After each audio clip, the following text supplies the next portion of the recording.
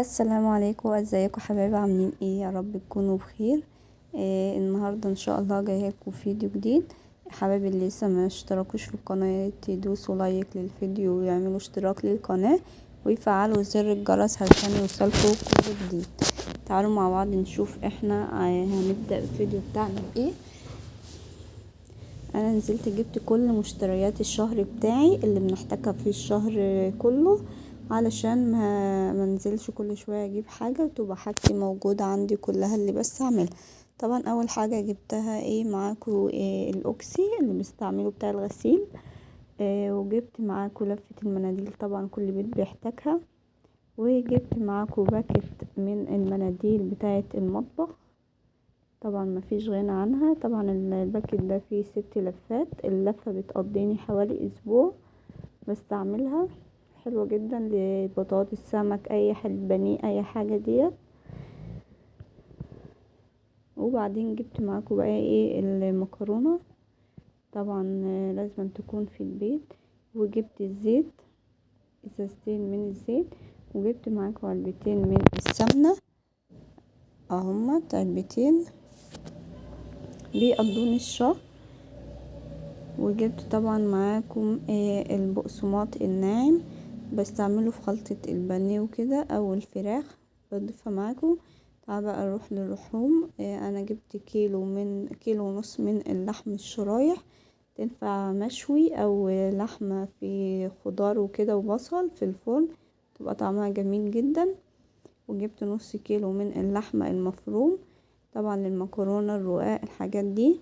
وخليت الجزار يعمل لي نص كيلو من الكفتة وعملها لي جاهزة عنده وجبتها.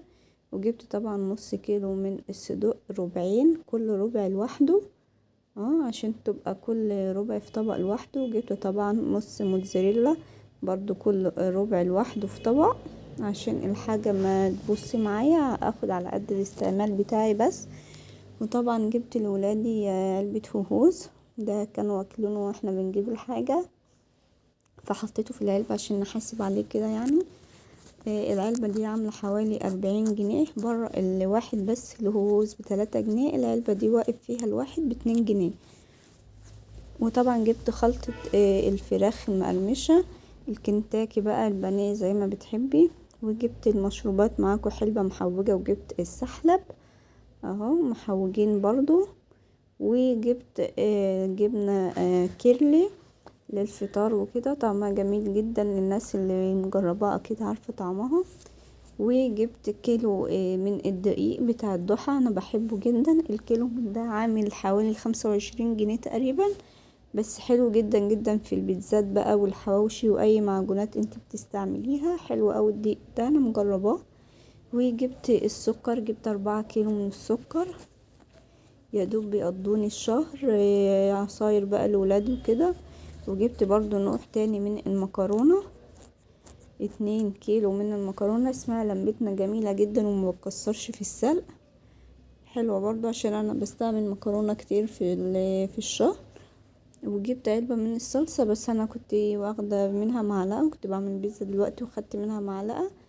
يا رب الفيديو يكون عجبكم، وحبايبي ما تنسوش تدعموني بلايك واشتراك للقناة. وجبت علبة الشوكولات دي، شوكولاتة بني للمطبخ، برضو شوكولاتة مطبخ للكيك بقى او اي حلويات بتضيفيها عليه. يا ريت الفيديو يكون عجبكم ان شاء الله، وتعملوا له لايك للفيديو كتير عشان يوصل لاعلى نسبة مشاهدة، وتسيبوا له رايكم في كومنت. ما تنسوش تعملوا اشتراك للقناة. تعالوا بقى نشوف هنرص اللحوم بتاعتنا في الفريزر. انا كده فتحت الفريزر، وهحط اللحوم بتاعتي على بعضها فوق كده في جنب، عشان ما تلقطش من اي حاجة من الفريزر كده. احسن حاجة انا بخلي الجزار يحط لي كل حاجة في طبق لوحدها ويغلفها، عشان تبقى الفريزر اطلع الطبق بطبق واستعمله على طول، ما اضطرش ان انا اخد وارجع تاني كده. حطينا اللحوم على بعضها والصدوق